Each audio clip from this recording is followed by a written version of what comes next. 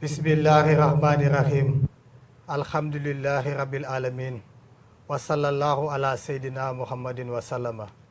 asalaamualeykum mbokku téléspectateur u Dakar TV international. ñu ngi amaat mbégte di jàkkaarloo waat ak yéen di leen présenté waat seen émission bi ñu leen di amal ci koor gi ñu di ko wax asrar as sawm. mel na ni émission bi sori na rek fi mu ne ndax daanaka koor gaa gi jeex ci loo xam ne neexuñu waaye xam naa ñi sant Guèye moom bu ñu sañoon mu jeex. tey nag ñu fas yéene waxtaanee benn point bu am solo ñu di ko wax shukru ak cant, tubaab di ko wax l'action de grâce, sant yàlla. cant li tax tey ma bëgg ñu waxtaanee ko day xeetu jaamu yàlla boo xam ne dafa am dayo, dafa am martaba. cant boroom xam-xam yi am na ñu dem sax ba ne moo féete kaw ci xeetu jaamu yàlla yi, bokk tamit ci maqamatul yaqin, les stations de la certitude yi nga xam ni ñi jëm ci yàlla ci la ñuy aw ngir mën a yegg. wax nañ sax ni cant dafa dugalaat station yooyu yëpp dafa dugaat ci biir ak cant. nitu yàlla yi gis nañ ni ak cant teg nañ ko foo xam ne lépp lu leen dal dañuy wëlbatikuwaat di sant yàlla ba loolu moo leen may daanaka xéwal yi ñu am.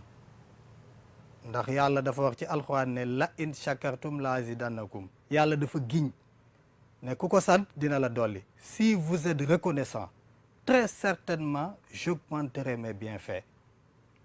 cant am assurance boo xam ne bu ci ne daanaka nekkul ci beneen xeetu jaamu yàlla, parce que yàlla digle na julli, digle na woor, digle na aj, digle na muñ, digle na koor, digle na yooyu yëpp, waaye tegu ci assurance su ne ku ko def dinaa la dolli.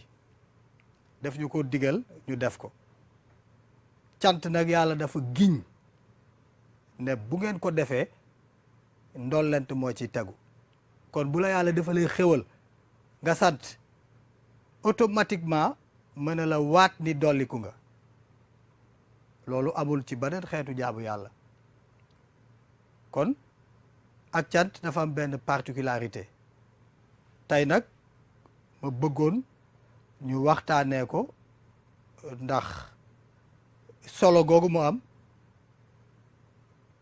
màgg googu mu màgg ba boroom xam-xam yi bind ci wax ci.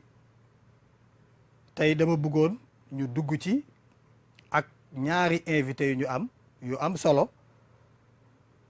ku njëkk ki miin ngeen ko ci plateau bi ñu di ko wax Cheikh Abdallah Fahmi dëkk Touba, ku miinu la ci plateau bi.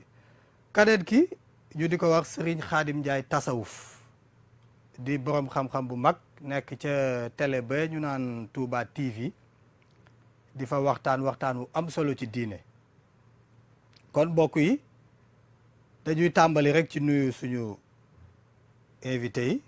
Abdallah Fahmi, asalaamualeykum wa rahmatullah. waaleykum salaam wa rahmatullahi wa barakatu. Serigne Khadim Ndiaye tasawuf, asalaamualeykum wa rahmatullah. waaleykum salaam wa rahmatullahi wa barakatu. voilà sëñ Khadim, dañuy tàmbali rek ak yow. ni ñu ko waxee ci introduction bi, tey waxtaan wi dañ ko bëgg a yemale ci ak cant, te it mu doy ci sëkk. ndax ak cant boroom xam-xam yi ñu gëstu nee nañ ci xeetu jaamu yàlla yi gën a kawe la bokk. dégg naa sax man ñu ne xeetu jaamu yàlla bi gën a kawe mooy ak cant. loolu alxuraan it dëggal na ko, ndax yàlla nee na la in shakartum la azidannakum. bi mu ñëwee ci ak cant dafa mel ni dafa waat. te yàlla su newoon rek bu ngeen santee ma dolli leen mu doy sëkk, mais bu demee ba mel ni da ci giñ def ci benn assurance, kon ak cant ñor na yàlla te am na solo. nangoo naa it ci waxu Serigne Saliou Mbacke Khadimu Rasoul mu ne alxuraan soo ko miinee lépp ak cant la. te it man li may jàng ci alxuraan di ko gëstu boo xoolee da ngay dégg yàlla histoire bu mu ci nettali danaan santuñu moo tax mu alak peuple yooyu histoire yi muy nettali yonent bi yëpp danaan santuñu wala mu ne ndax du ngeen xool ci lii sant kon ak cant ñor na yàlla lool ma bëggoon laa laaj nag ak cant naka nga ñu koy mën a leeralee naka nga ñu koy mën a tafsiré ba téléspectateur u Dakar TV International profito ci xam lu am solo ci ak cant sëñ Xaadim.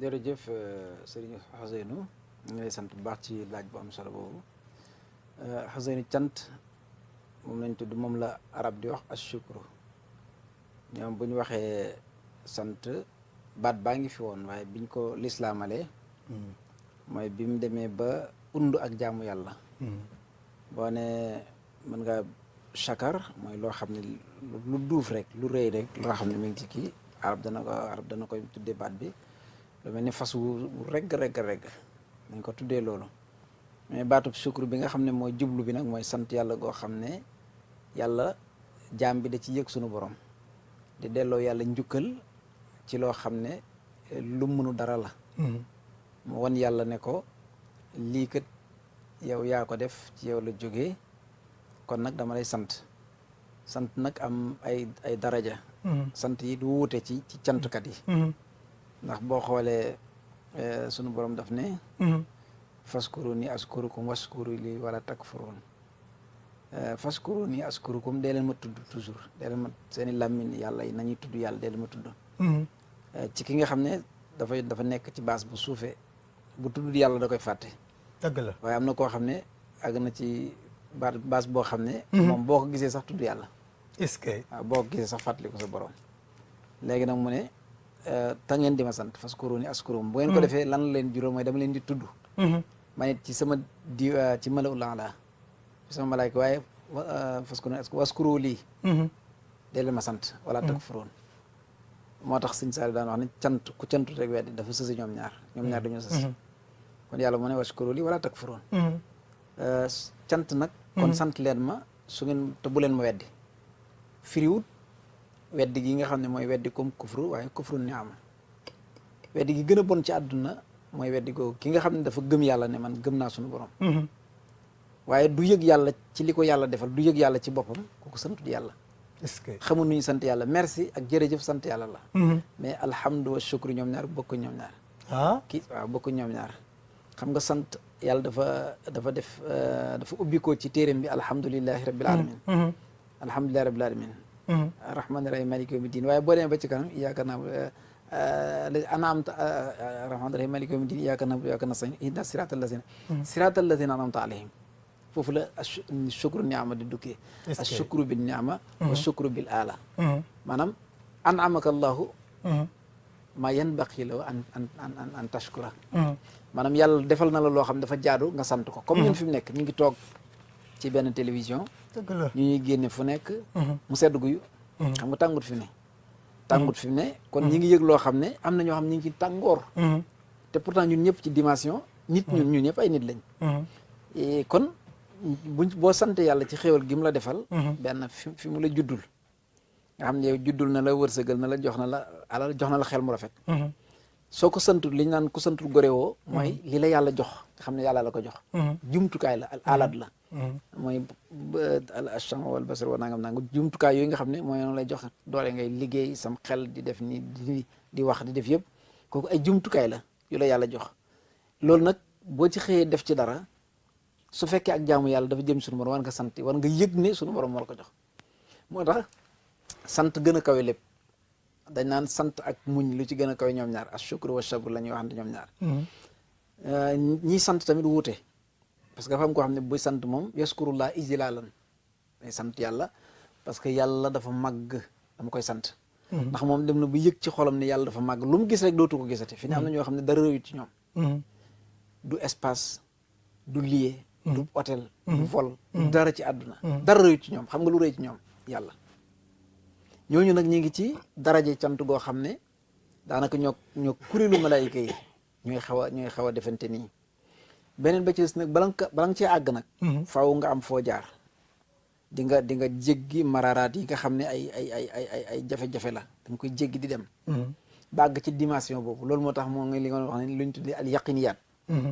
da nga jaar ci parce que boo defee ma détaillé ko boo defee sukru bil aala maanaam sukru ijlaalan lillahi tabaraka wa taala. ak sukru boo xam ne boobu mooy sukru boo xam ne yow booy jaamu bi la yàlla indee jaamu yàlla gi daf la jullit. man jullit laa weeru koor dikk na. yow weeru koor yi daf laa neex. parce que gëm nga ne yàlla xéwal laa tax moo yow woor loola. li tax ma naan asawmu lii wa ana ajzi bi.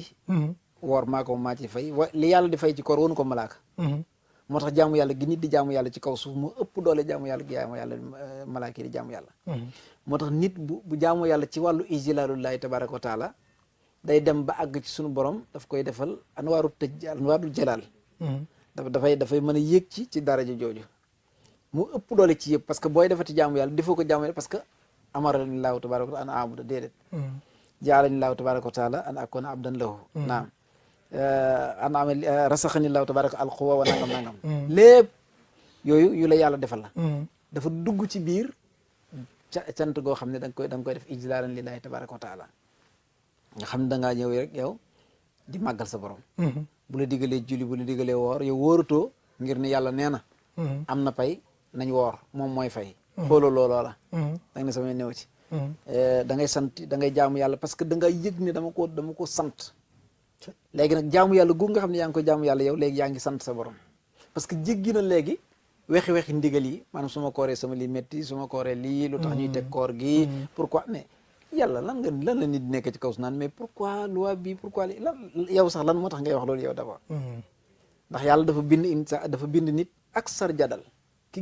gën a bëri lu muy werantee ko wax ju bari mooy nit yàlla gën a xam nit ci àdduna loolu moo tax ak sara sa in jadalan mooy doomu aadama nit moo tax ñi nga xam ne nag jaam ñi nga xam ne ñoom duñ gisuñ àdduna ci kaw yooyu yàlla teg nga xam ne la falaa taxurrannakum al-hayaatu dunya wala yaxurrannakum billaahi al-gharuur mooy àdduna ni mel gisuñ tamit bànneexu àdduna yu neex yu rafet yi gisuñ ko parce que dañoo xam ne lépp weesuwuñ ci teg ak bët li ci des mos mooy li ngay lekk tibbi lu neex xam nañ ne weesuutu ndawal a dàq te bala nga koo lekk da ngaa rey bakkanu jàmbur ginnaaw nag yow néew nga doole ba nga xam ne yow boo bëggee lekk yàpp sax da ngay dem rey jàmbur te kooku bu la yàlla ne la woon benn gudd sang bii rek bind ko laa bëgg ngeen def ko adduna buñ daje woon ak li ñu am ak ba docteur yi ñëpp mënuñ ko defar kon léegi ki ko defar préparé ko wut ñu ko yar ba mu judd am ko dem jënd ko rey ko dagg ko par ay kilo nga jot ci yow sa soxna ñëw jënd ko loolu ngay xool surtout boobu moo tax boo jiimee yàpp boo jiimee dara li nga ci xool rek yàlla nga ciy gis kooku nag nga xam yàlla dafa màggee noonu ci moom fu mu tiimee yooyu bu ko defee du ci mooy yàlla ko buñ la déggee ak cant mooy xéwal gu jaam bi am rek gis ci yàlla sukru ni'ma waaw boo demee sax ci Masalik Serigne Touba noonu la ko waxee nee na dëggi cant mooy di gis yàlla sa borom ci xéwal yi waaw kon ni nga ko leerale waaw loolu am na solo lool waaw sukuru xam nga voilà ki nga xam ne yi ko yàlla defal ci ay xéwal moom gisut ci jaam waaye da yàlla la ci gis du tee fi mu ne nag mu sant ci ñi mu ci war a sant parce que boo santul ki yàlla jaarale alama awlallahu an ni'ma alam tashkurillah li tax ñu naan ku santul nit doo sant yàlla mooy yàlla fi mu jaar ba yooyu yëpp agsi ci yow sabab yi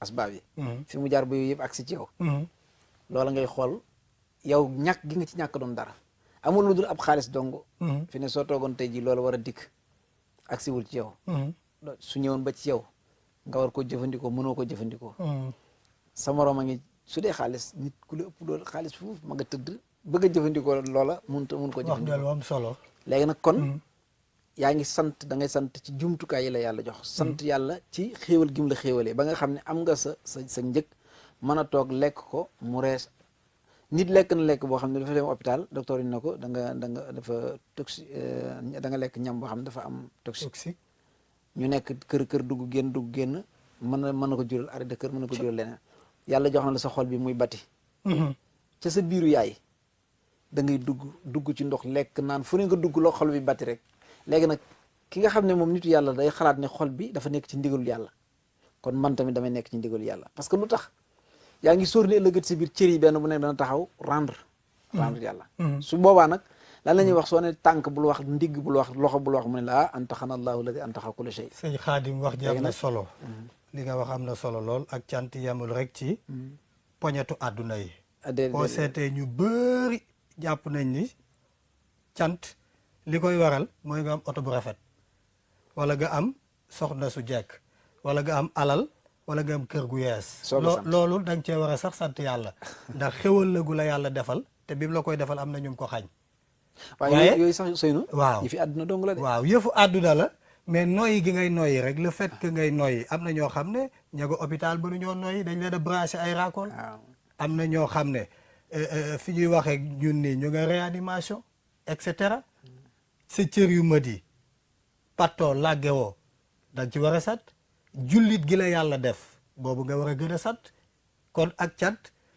lii boroom xam-xam ba ne matérielu àdduna yi mën neen des ci sante yàlla waaye moo gën a néew ci la ñu war a sante yàlla ndax mbiru àdduna la te kooku li ko ci yàlla sant mooy bala ngaa sant ci ba yàlla may xéwal daa fekk ngay def ngay jël ci li la yàlla jox di ko delloowaat ci ni ko yàlla bëgg mooy tax muy cant gi de wax ji leer na parce que doone am naa oto am naa kër am naa nanga bés bu seen nga tabax kër tabax oto tabax kër di dajal non kooku yow yaa ngi def yàlla daf ne la falaa taxurannakum al hayaatu dunya dund àdduna rek moom leen war parce que yow gisoo lu dul diw am na li diw fekk amul boo amul ay fukki avion sax gisuloo li nga am loolu nattu la parce que yàlla wanul la sa alal da nga ci mënut a jaamu yàlla xam nga lan lañ ci bëgg boo boobaa nga defar ay daara ngay jàpp ni di leen takkal ay soxna jàpp ni di leen may ay kër jàpp ni di leen waaye jël ay alal ay milliards yu dul jeex ne maa ngi sant yàlla wala nga dem ba màgget ba mu leer na dee ngi bëgg a ñëw ni nga bëgg da nga jaamu yàlla yàlla tamit dafay lan ku am fulla la dëgg la ku am fulla la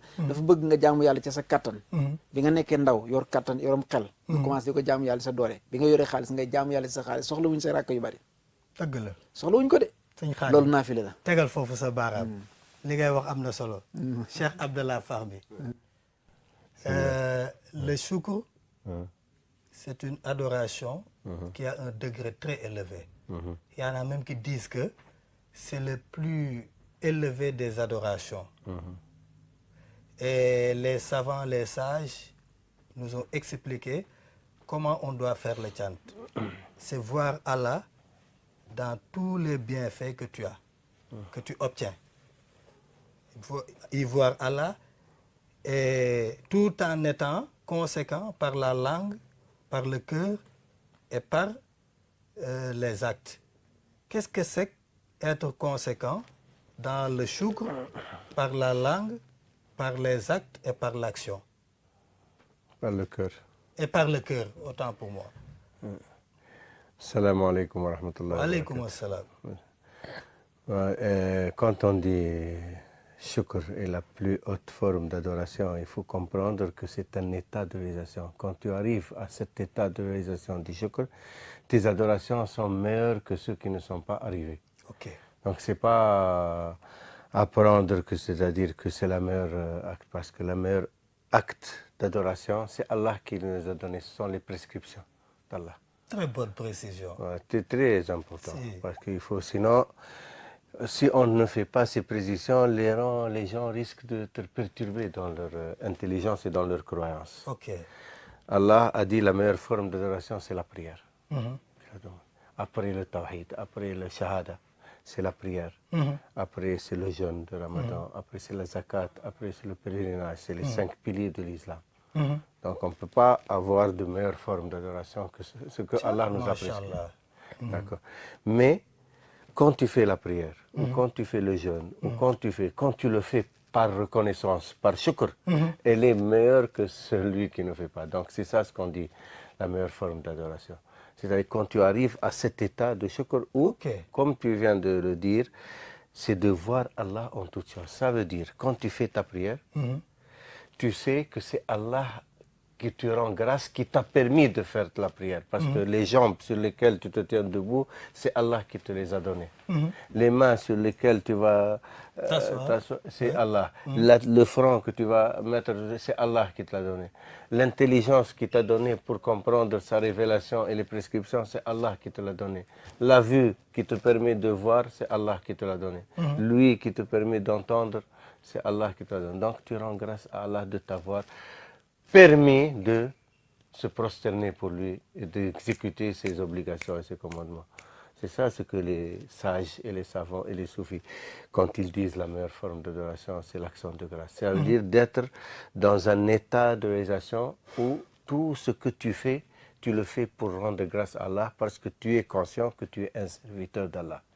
Et un serviteur, un esclave, il n'a rien à revendiquer à son maître. Il n'a qu'à obéir à son maître. Ta précision est excellente. Elle n'est pas la meilleure forme d'adoration. Mais le meilleur état de réalisation. C'est le meilleur état de pour réalisation. Pour effectuer les adorations. Et si tu es dans cet état, qui est le choukr, et tu fais la prière, ton prière est excellente et meilleure. C'est la meilleure prière. Tout ce que tu la fais. meilleure prière, c'est la prière dans l'état de grâce. Même l'aumône que tu fais, même les bernets que tu offres, tout tu le fais par grâce. Masha'Allah, c'est clair. On constate aussi que les Sénégalais sont de grands reconnaissants. C'est des tchantakoun, en quelque sorte. Parce que les Sénégalais, chaque fois que tu rencontres un Sénégalais dans la rue, tu le salues, tu lui dis Nagadef, il te dit Magisant. Je rends grâce à Dieu. Même s'il le fait de manière inconsciente ou consciente, il te dit Magisant, je rends grâce à Dieu. Aussi, dans les manifestations religieuses, toutes les manifestations religieuses au Sénégal en général portent le nom de Tchant, Choukr. Est-ce que les Sénégalais, ils le font comme les sages et les savants l'ont défini? Est-ce que la façon de rendre grâce des Sénégalais est conforme au vrai choukr? Comme l'a dit les Aoulias, les savants et Cheikh Ahmadou Bamba, par exemple, dans Massalik. Cette remarque que tu viens de faire, elle est très pertinente sur beaucoup de plans. Surtout, n'oublie pas que le Sénégal a une particularité, c'est que le tasawwuf est diffus dans la société. Presque tous les Sénégalais, où ils soient Qadr, Tijane ou Mourid, où il appartient à une confrérie, ou même s'il n'appartient pas à une confrérie, qu'il soit Ibadou ou qu'il soit, par exemple, tendance salafi, mais il vit dans une société, dans un environnement sociétal qui sait rendre grâce. Les gens ont le sens de la sainteté, ils savent ce que c'est les awliya. Ils respectent beaucoup les awliya. Tu vois, par exemple, ici, comment les hommes les plus respectés dans ce pays, c'est les awliya. Et les savants de l'islam, hein, les marabouts, on dit communément. Hein, les marabouts, mais dans les marabouts, il y a des savants, il y a des awliya, et il y a ceux qui, par héritage, parce que leur père était un marabout, ils sont... C'est pour ça qu'il y a un peu de confusion dans cela. Mais le système qui existe au Sénégal, qu'on appelle un système maraboutique, c'est ça ce qui manque aux autres pays. Et ça, beaucoup de gens ne se rendent pas compte. C'est pour ça que justement, ce que tu viens de noter, que le Sénégalais, il rend grâce, effectivement. Parce que les soufis, c'est ça leur tarbia. C'est d'amener le disciple à rendre grâce à Allah en toutes circonstances. C'est-à-dire, dans le tawhid, il y a 6 articles dans le tawhid. Dans l'islam, on a dit 5 articles. Dans le tawhid, il y a 6 articles. C'est la connaissance d'Allah, la reconnaissance et la connaissance d'Allah, ses noms et ses attributs, ce qui sait et ce qui ne sait pas Allah. Et les prophètes, ce qui sait et ce qui ne sait pas un prophète, ce qui est possible, ce qui est nécessaire, ce qui est impossible pour un prophète. Donc la science de la prophétie, la science de la divinité, l'uluhiyya, le rububiyya, et la science de la prophétie, le nubuwwa, et les anges, le malaïka, et les livres révélés, le kutub al-munazla, et l'yawm al-akhir, le jour du jugement, et ce qui nous attend. depuis le qabr, depuis la tombe, jusqu'au sirat, jusqu'à l'entrée au paradis et en fait. Tout ça, on doit le connaître. Et le 6e article qui est le plus difficile et qui est le plus problématique, c'est le qada, le qadar. Le shukr, c'est quoi?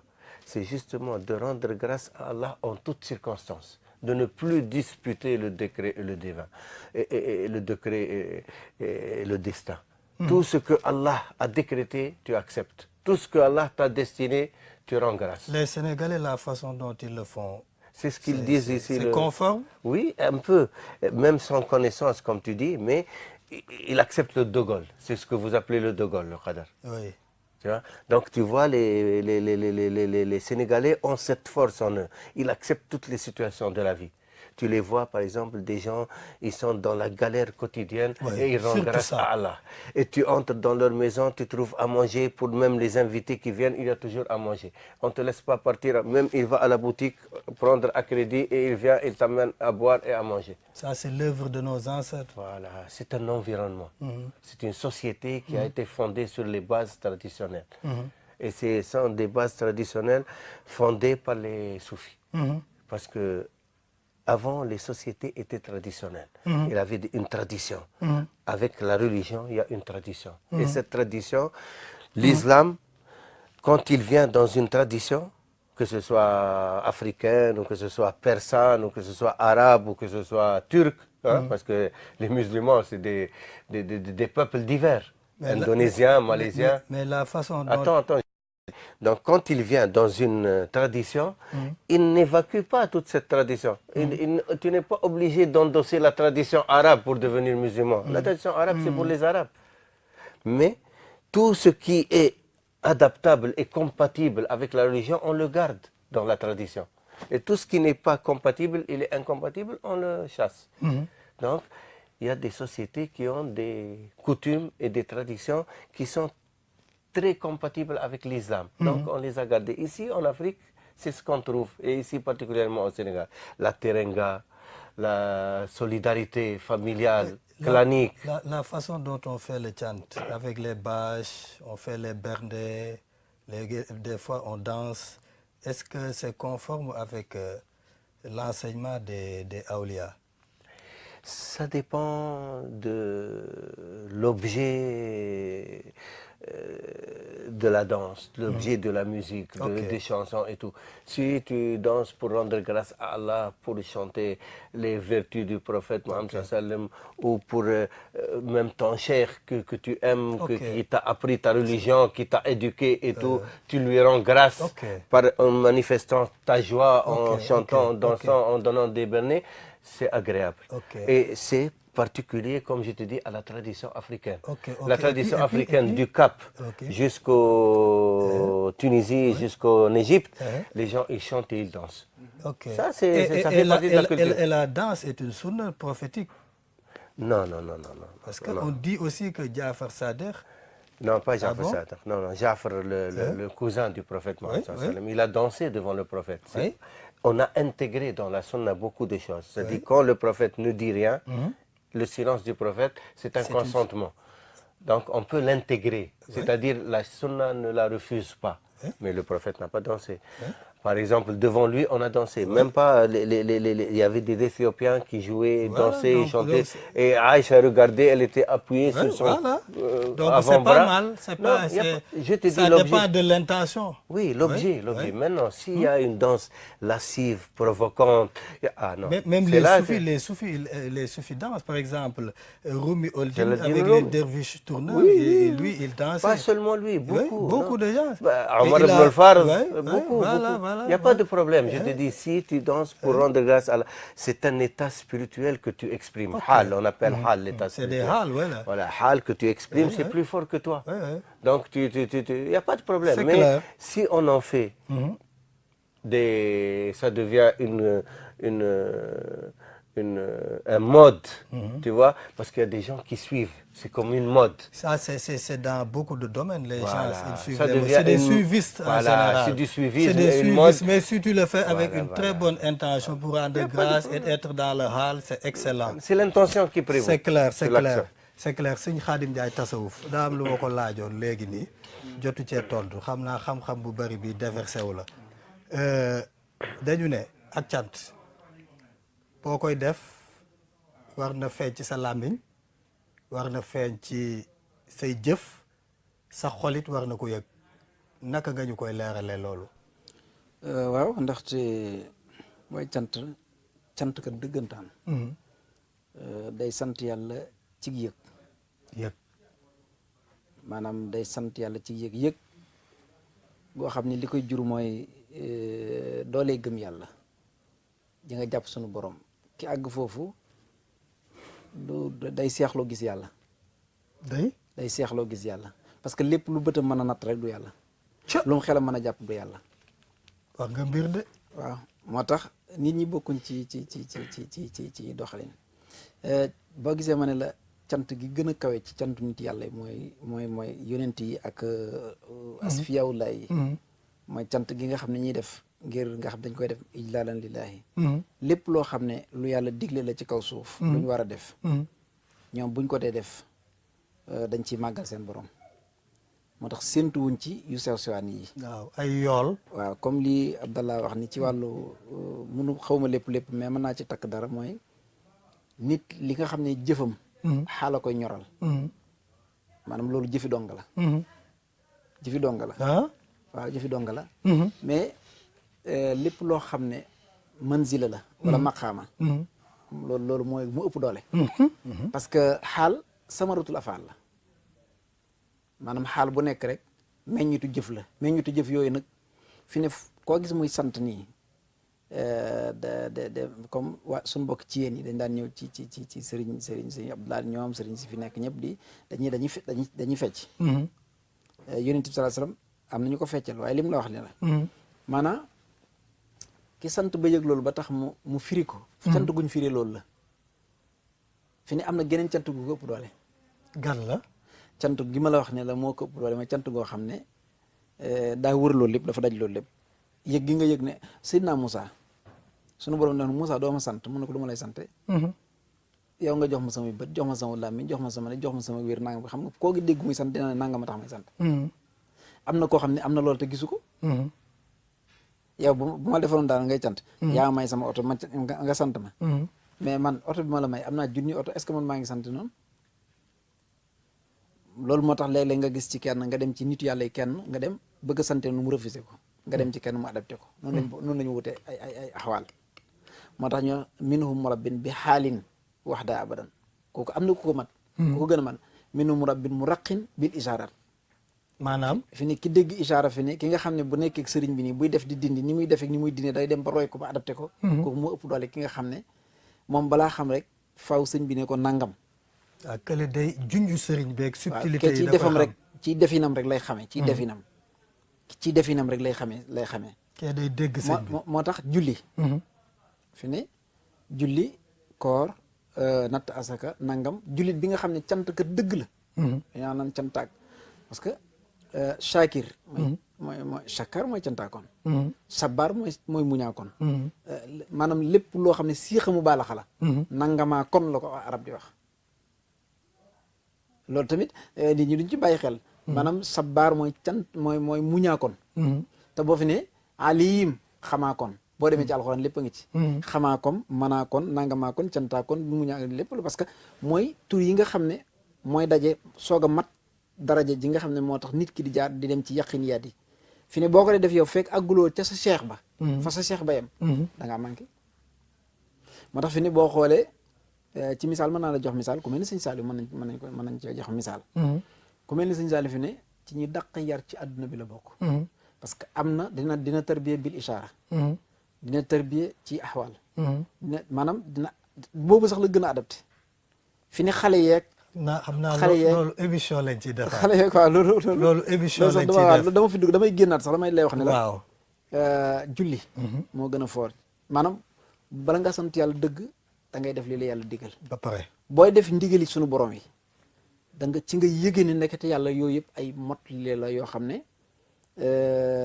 ay cantaaneem la yoo xam ne boo ko def doo ci bëgg sax naan daf may fay ëllëg yomal xiyam moo tax Sëñ Tuubaa di wax naan koo xam ne da ngay jaamu yàlla naan su ma jullee yàlla fay ma su ma waree yàlla fay am na ñoo xam ne du ma julli du ma war parce que yàlla dama may fay ndax fay na ma aljanna am na ñoo xam ne xam nañ ne yàlla fay na leen aljanna xam nañ dañuy dund doon niti aljanna waaye dañ koy def imtisaalan moo tax sëñ Tuubaa ne leeral na ko sax moo tax sëñ Tuubaa ne kii sant imtisaalan ki nga xam ne day sant ba noppi di def ndigal di julli moom di woor di jàng di def lépp boole koog xam ne ëllëg yàlla dana ko fay ba noppi di màggal boromam mu gën a fay ko ñëpp ci Masaalikul Jinaan nee na sax mooy degré bi gën a waaw kawe ci sellal mooy foofu waaw loolu mooy cant dëgg daf ne loolu mooy cant sax waaw loolu la wax di bokk na ci jumtukaay yi ñu cantee te xoolal yaa ayyuhaa llaziina aamanuu kutiba alaykumu siyaamu kamaa kutiba alal laziina min qablikum soo demee ba laay koor yi jeex li tukmilul iddata wa li tukabbirullaaha alaa maa hadakum wa la'allakum tashkuruun la ci yàlla wax lépp xam nga lu muy undee ngir ngeen sant seen borom ca sëñ Xaadim faaw ñu defaat ay émission Cheikh Abdallah Fahmi le choukr ce qui fait son excellence est-ce que c'est pas dû au fait que les moyens du choukr sont le doigt parce que si tu pars dans Masalik, Cheikh Ahmadou Bamba le dit, il dit de persévérer dans le doigt, la prière. On dit aussi que le raja fait partie du choukr, l'espérance. Aussi, la sincérité, ikhlas, fait partie du choukr. Même le fait d'émettre des regrets pour les manquements dans tes actes d'adoration, ça c'est un moyen du choukr. La murakhaba aussi, qui est la vigilance, fait partie du choukr. Ta'ani, qui est la prudence, aussi fait partie du choukr. Est-ce que c'est pas le fait que le choukr englobe toutes ces qualités exceptionnelles, tant louées par le Coran et le prophète, qui lui donne ce rang de suprématie? C'est-à-dire, comme on a dit au début, c'est un état de réalisation. Quand tu arrives à cet état de réalisation du shukr, tu vis dans le shukr, tout le reste s'ensuit, tout ça suit, toutes parce que c'est l'étape suprême d'arriver à être conscient que tu dois rendre grâce à Allah en tout moment. Déjà, il y a un débat qui a eu entre les soufis, qui est le meilleur, qui est le plus excellent. Al-Faqir al-Sabr ou al-Ghani al-Shakr. Le pauvre qui est patient, donc qui accepte le décret divin avec patience, ou le riche qui est reconnaissant, qui ne cesse de faire des actions de grâce pour rendre grâce à Allah. Qui est meilleur? Alors, on a finalement tranché, conclu que le riche qui fait des actions de grâce, Al-Ghani Shakr, il est meilleur que le Faqir Sabr. Pourquoi il est meilleur? Parce que peut-être que le Faqir, Sabr, le pauvre, indigent, qui est patient, si lui, il était à la place du riche, il ne ferait pas comme le riche. Peut-être. Peut-être. Donc, l'autre, déjà, il a précédé dans cette étape-là. Donc, c'est à lui de le rejoindre. Lui, parce que s'il était à sa place pauvre, il n'aurait pas le choix. Il n'a pas le choix. Il n'a pas le choix. Il doit être patient. Alors que l'autre, il a le choix de dilapider son argent pour les plaisirs de la vie ou de rendre grâce à Allah. Donc, il est plus excellent que le... Donc, le shukr, c'est pour ça que la station du shukr, elle est la station suprême. Donc, tu rends grâce à Allah. On dit aussi que le pauvre qui rend grâce est supérieur aussi au riche qui rend grâce. Nous, on a fait la différence entre le pauvre patient et le riche indigent. Maintenant, c'est autre chose. On va venir... Parce que ça dépend, le pauvre, dans le langage des soufis. Ce n'est pas le pauvre matériellement. Al-Faqir, ilallah, c'est celui qui se remet en toute confiance à Allah. Tawakkul à Allah. Donc, il est pauvre, il sait qu'il n'est rien. Et qu'il ne possède rien, tout est Allah. Il remet tout à Allah. C'est ça le pauvre. C'est quand on dit le prophète Mohammed sallallahu alayhi wa sallam, il était faqir et il aimait les fuqara. Ça ne veut pas dire que le prophète n'avait pas d'argent. Le prophète, tous les jours, les gens lui envoyaient. Il y avait des gens qui venaient, il sortait. Il entrait par là, il sortait par là. Omar ibn Khattab, les trésors de Syrie arrivaient et les trésors et il portait toujours des habits rapiécés, il dormait par terre. Tout ce qui entrait. Sayyidina Ali, tous les jours, il nettoyait Bayt Mal Muslimin pour voir s'il y avait des pièces qui traînaient. C'est pas l'argent, il est dans leurs mains, il n'est pas dans... Alors qu'ils possédaient les trésors de la terre. Le prophète Mohammed sallallahu alayhi wa sallam, l'ange Gabriel est venu lui dire, Allah t'a donné le choix. Si tu veux, il te transforme les montagnes de la Mecque en or. et tu vivras autant que tu veux. Je dis non, je préfère manger un jour et jeûner un jour. Je préfère rester dans ma faim un jour jusqu'à ce que je rencontre mon Seigneur. Donc, ça ne veut pas dire que le pauvre, c'est celui qui n'a pas d'argent. Et le riche, ça ne veut pas dire qu'il y a des riches et qui sont beaucoup plus ascètes que des pauvres. Il y a des riches, il y a des riches qui ont tout, mais dans les mains. Parce que son cœur, il n'y a rien qu'Allah. Donc, tout l'argent qu'il a, il est dans les mains. Il donne pour les... Regarde, par exemple, dans le mouridisme. On a des cas exceptionnels. Regarde, par exemple, les khalifes du mouridisme, quand ils voulaient faire les travaux pour Serigne Touba. La première fois, quand on a construit la mosquée, c'était pas facile. Il fallait faire une ligne de chemin de fer. Qui l'a fait? C'est les mourides eux-mêmes, à leurs frais, avec la sueur de leur front et leur argent. Ils donnaient leur argent pour travailler et tout. Hein? Et après, on a construit Touba, les routes, Sine Abdelhad et tout. Il y avait des milliardaires mourides à côté de lui. Ndouga Kébé, Alassane, beaucoup d'autres, qui mettaient leur argent dans la voie de Serigne Touba. Et jusqu'à aujourd'hui, c'est comme ça les mourides vivent. Il y a des mourides milliardaires, mais l'argent est dans leurs mains, il n'est pas dans leur corps, dans leur cœur. Donc ça, ils sont reconnaissants à Allah. Donc il sait que tout ce qu'il a obtenu, c'est Allah. Notre façon de dire, on dit Serigne Touba, c'est Serigne Touba, parce qu'il y a beaucoup de gens qui ne comprennent pas, parce que man la yashkurun nas, la yashkurullah. Celui qui ne rend pas grâce. On dit que ça, c'est le bokale. Il y en a des gens qui disent ça. Si tu dis le khéol, c'est par exemple, mon khéol, c'est mon cher qui m'a donné ça. J'ai obtenu ça grâce au Par cher, la grâce de mon par cher. la grâce de mon cher. C'est un problème de formulation. Voilà. Des fois, Ok. quand on te dit Jarajaf Serigne Touba, il te dit pourquoi tu ne dis pas Jarajaf Yallah. Hein? C'est dans leur tête. leur Parce que, tête, ouais. Mais quand le prophète Mohammed sallallahu alayhi wa sallam, il nous a apporté le message d'Allah. Il nous a instruits, il nous a éduqués, il nous a mis sur la ligne droite, sur le sirat al-mustaqim. Nous, notre devoir est de lui rendre grâce au prophète Mohammed sallallahu alayhi wa sallam, parce que c'est lui qui nous a conduits à Allah et nous a montré le chemin d'Allah.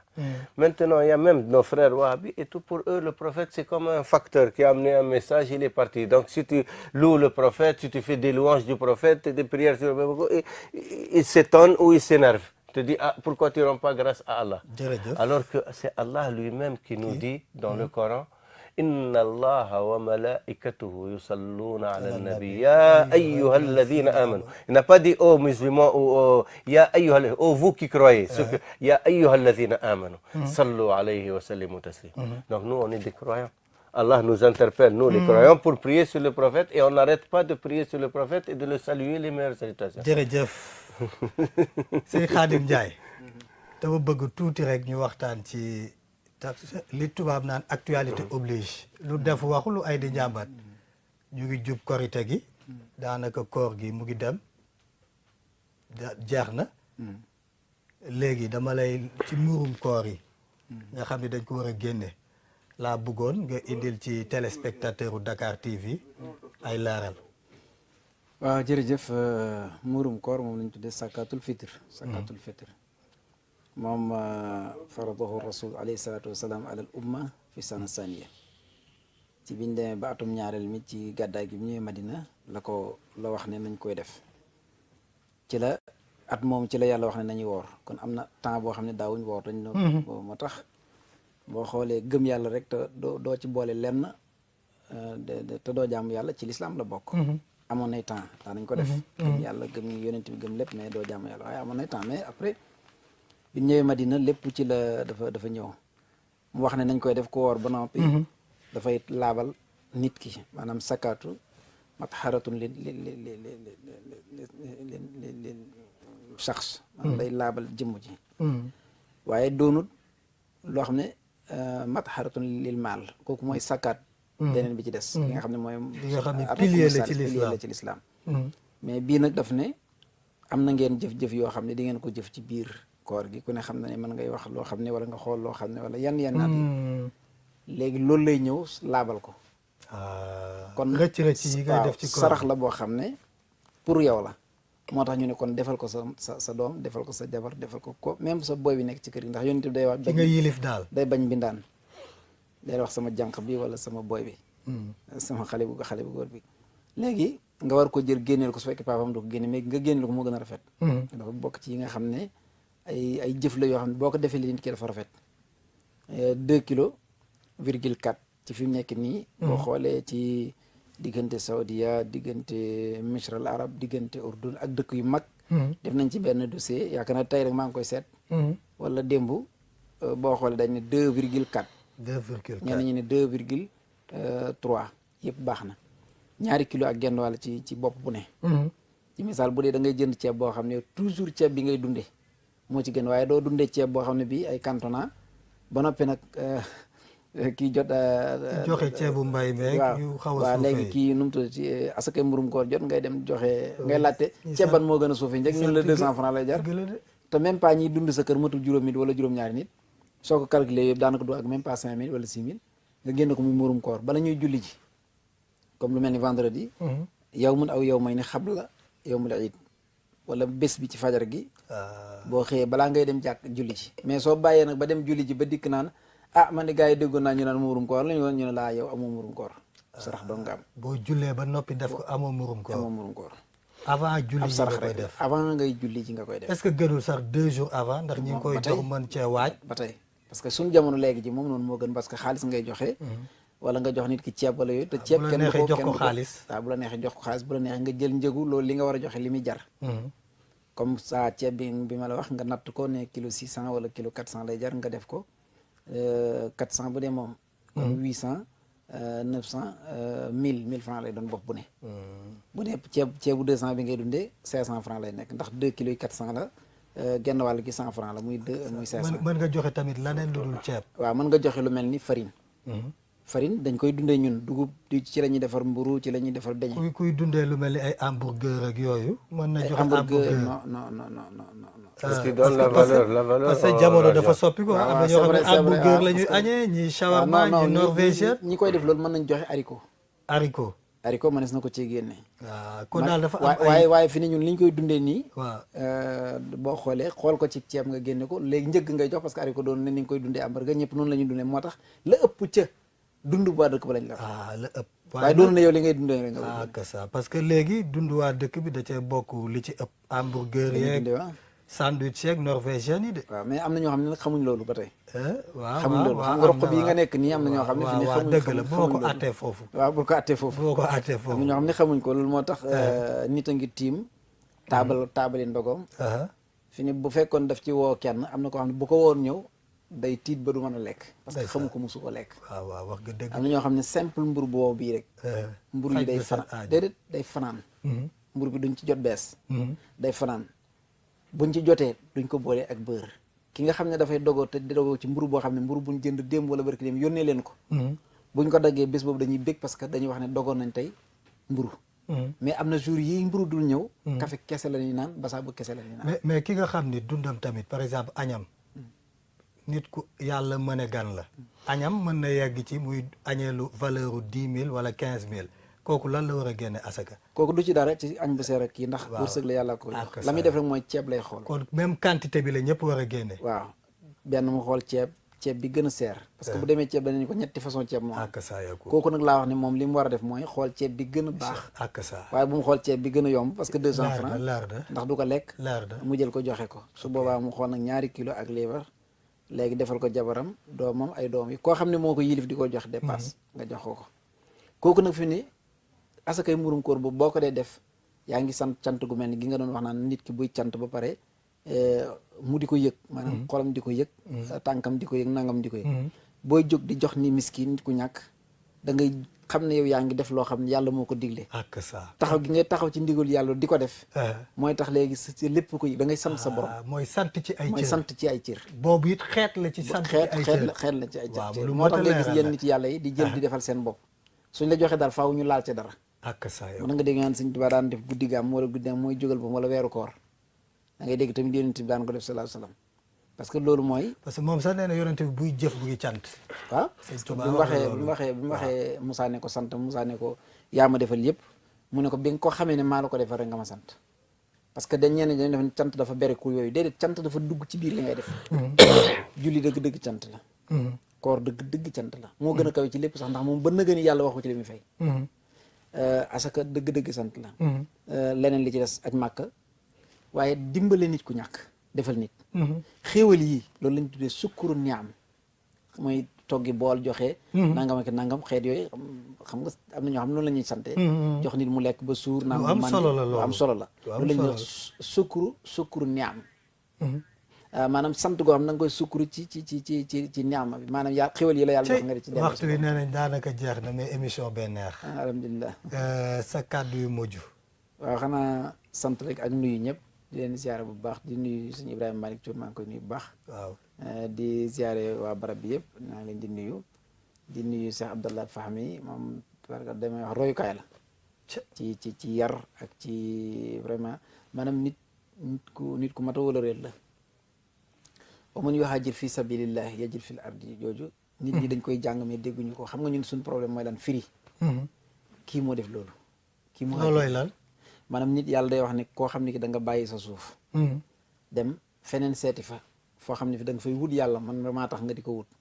yàlla nee na yajid fil ardi muraaxaman kasen wa san gàddaay gi yonent bi de mooy dëgg-dëgg gàddaay dëgg gàddaay la yonent bi defoon kii moo ko def tunisien la wut lu baax a tax mu dem ba gis bi mu gisee sëñ Touba mu xam ne nit ki li mu bëgg digganteem ak boromam bunta ngi nii mu dugg ci xoolatu der bi am na ñoo xam ne bu ñëwoon ba agsi der bay tax noonu la Banu Daymaan bi ñëwee nekk ak sëñ Touba gànnaar ma wax la ne la am taalibeem naar kenn ñemewu ko fi woon sëñ Touba ko njëkk am ci réew mi bu mu demee gànnaar la Banu Daymaan gépp fàq ginnaaw gi la ñu bëri li ma lay wax ne du li histoire lu wér a wér la waaw faaw ñu invité waat la alhamdulilah moo tax moom mi ngi yal na ko yàlla dimbale yal na ko yàlla jàppale amiin waay ñëw na ci suuf soo xam ne environnement yàlla rek la fi wut si dégg loolu tasawuf suñu jafe-jafe nag mooy yar nañ population Sénégal ci tasawuf mais dañ ko teg fal jàngale wuñ ko ci suñu école jàngale wuñ ko suñu doom am nañ problème loolu mooy suñu jafe-jafe dëgg Abdallah Fahmi vos derniers mots je remercie beaucoup Dakar TV pour nous offrir ce plateau avec Khadim Ndiaye Tassaouf qui fait honneur au mouridisme et c'est une Hossein Seck qui est l'étoile montante Inch'Allah qui va disperser beaucoup de khamkham chez les jeunes surtout parce que chez les jeunes qui ont besoin, c'est les enfants, les jeunes qui ont besoin de formation, d'une vraie formation spirituelle. Parce que l'érudition, c'est une chose et la connaissance, c'est autre chose. L'érudition, tu apprends ce qu'il y a dans les livres et tu donnes de l'information. Tu veilles à ce que l'information soit précise. Mais la connaissance, c'est des choses que tu intègres et que tu restitues, elles sortent de toi-même. Et c'est ça les plateaux qu'on fait. On va venir prochainement entre l'érudition et la connaissance. Les gens font vraiment la confusion. Mbokku téléspectateurs u Dakar TV ñu ngi leen di santaat di leen gërëmaat di bégaat lool ci suñu ñaari invité yi nga xam ni ñoom lañ fi amoon tey muy sëñ Khadim Ndiaye Tassaouf ak Cheikh Abdallah Fahmi ñu ngi leen di sant ci seen xat-xat bi ñu xat ci weeru koor wi te ñëpp a ko xam ba noppi ñu nangul ma lii man maa ngi ciy santaat yàlla bu baax di ko dugal ci cant gii ñuy waxtaanee di santaat waa Dakar TV International di sant ñi ne ci régie bi ñoom Cheikh Diop man de particulièrement dama leen a sonal dama leen di woo téléphone saa su ne di leen sonal ci yëf yi kon Cheikh maa ngi lay siyaare di la baalu ak ci weeru koor wi di la jéggalu ay nit yu baax yu lewet ngeen Abi maa ngi lay siyaare Youssou ak Pape Moussa sant nañ leen bu baax télé bii ñu ne di Dakar TV day rëccuuñ lu ñu fi doon ñëwee gis nañ fi suñu bopp sant nañ fi yàlla wasalaamualeykum wa rahmatullah santal Cheikh ñoo bokkoon nekk fële Lamp waaw Cheikh kii a ngi lay sant nee na yéen a bokkoon nekk Lamp Fall ñëw na nuyu ma woon ma cër boobu dëgg la wax dëgg yàlla oh c'est dommage jeex na